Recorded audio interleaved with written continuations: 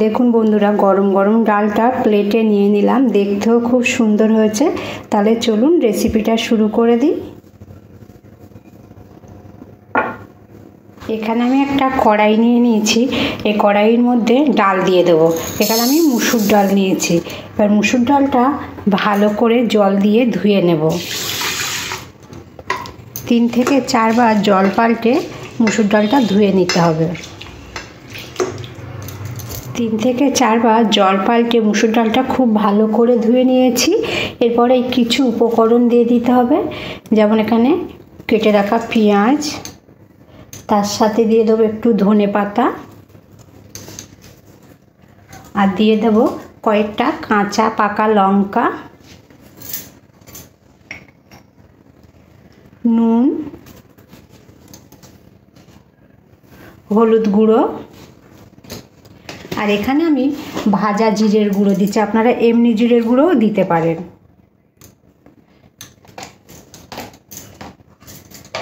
আর এরপরে সবশেষে একটু তেল দিয়ে দেব। দিয়ে ডালটাকে খুব ভালো করে সব কিছুর সাথে মাখিয়ে নিতে হবে। যখন আমার মাছ মাংস খেতে ভালো লাগে না, আমি ডালের এই রেসিপিটা বানাই। খুব কম সময়ের মধ্যে বানানো যায় আর খেতেও খুব ভালো হয়। আপনারা পুরো ভিডিওটা দেখুন, বুঝতে পারবেন। আর এটা সবাই বানাতে পারবেন।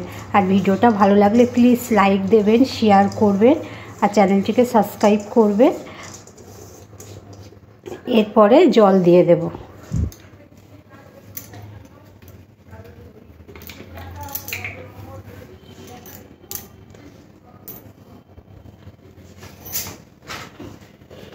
জল দেওয়ার আগে একটু রসুন কিমা দেব। রসুন কিমাটাও ডালের সাথে ভালো করে মিশিয়ে নেব। এরপরে জল দিয়ে দেব।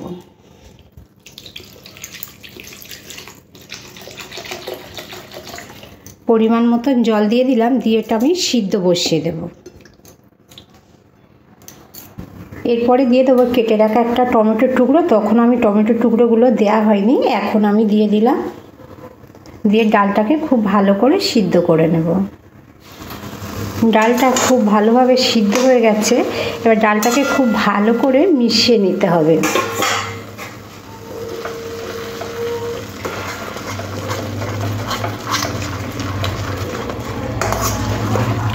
ডালটা খুব ভালো করে মিশিয়ে নিয়েছি।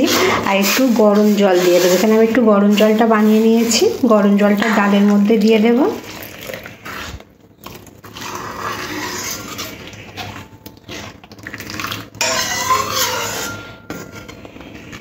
এখানে আমি আর জল দেব না, এই জলটাতেই হয়ে যাবে।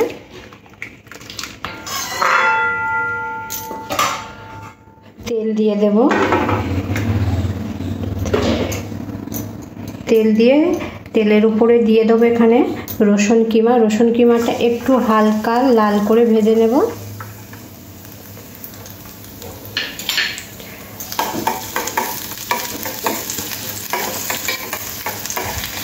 রসুন কিমাটা হালকা লাল হয়ে গেছে। এবারে ডালের মধ্যে দিয়ে দেব। ডালের মধ্যে এবার দিয়ে দিলাম রসুনটা।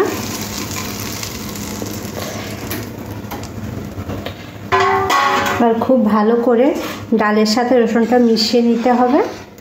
ডালটা আপনারা বাড়িতে অনেকবারই বানিয়েছেন, একবার এইভাবে বানিয়ে দেখতে পারেন।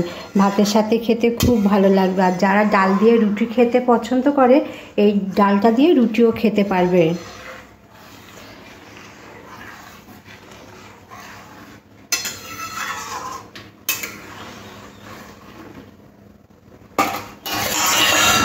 ডালটা খুব সুন্দর করে ভালো করে ফুটে গেছে। আর ডালের ভিন্ন স্বাদের একটা রেসিপি বানিয়ে নিলাম। একদম সহজ রেসিপি আর সহজভাবেই বানিয়ে নিলাম। আশা করছি রেসিপিটা আপনাদের সবার খুব ভালো লাগবে। তাহলে আজকের মতন এখানেই শেষ করলাম। গ্যাসটা অফ করে দিয়ে নামিয়ে নেব।